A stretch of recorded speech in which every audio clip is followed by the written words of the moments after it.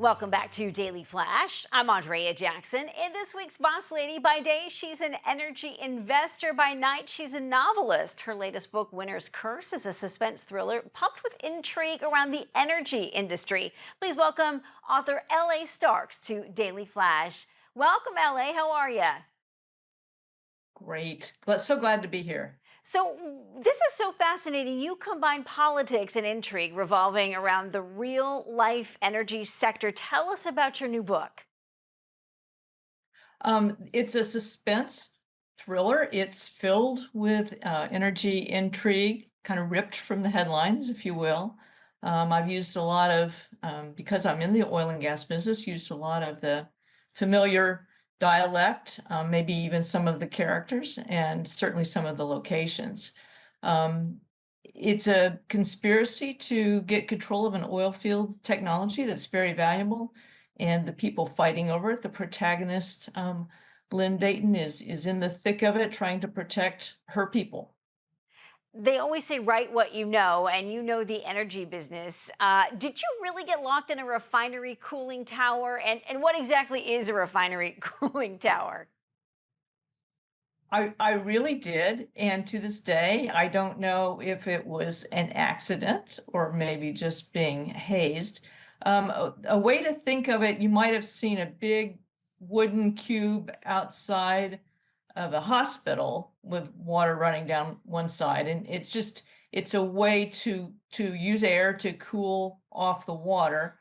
Um, but I got locked inside, and inside it's like being in a dark cave. So it was pretty claustrophobic for anybody who's ever experienced that. I have to ask you this as a chemical engineer. How did you end up writing thrillers? That's so perfect. I grew up in a refinery town, so everybody around me was a scientist and engineer, like probably every writer. I enjoyed reading and wanted to, imitate my heroes, the authors. Um, Became aware that because I needed to support myself, it wasn't going to happen real quickly. And so Plan B, believe it or not, given this background, was chemical engineering. Along the way, I wrote for the newspaper, did some nonfiction, and then there was a point a while back where I had an opportunity to start trying my hand at the first 50 revisions of of my first book. Was there a moment in your career that was sort of an aha moment where you thought, okay, this would make the perfect story?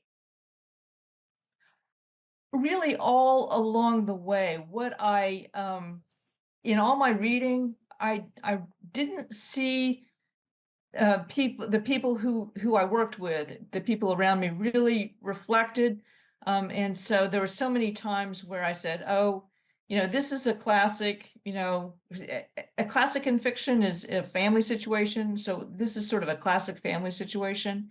Um, Definitely all over the place. Oil and gas is a $1 trillion business, affects, every country everywhere.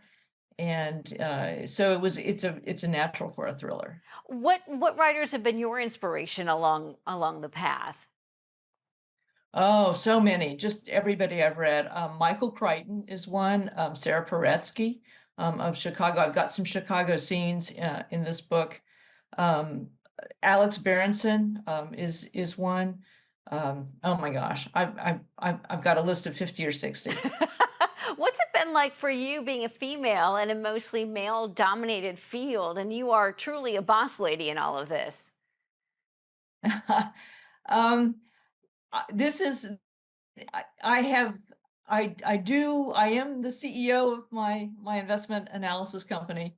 But really every company, every organization, every sector has its own culture, and it's very much more what's the culture as opposed to is it male or female. It's kind of how does it work? And even within the oil and gas companies that I have worked for and to this day still work with, there are distinct cultures. There's the get it done drillers. There's the marketers who are out there, marketing, and And then there are the planning nerds, and I was kind of one of the planning nerds.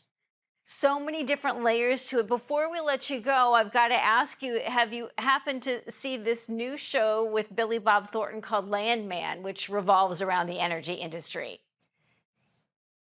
I have been paying attention.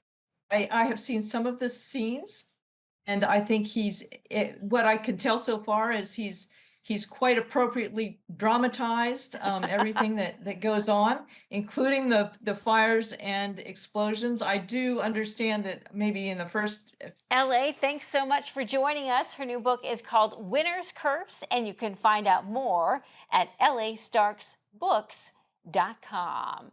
Stay with us. More coming up right after this.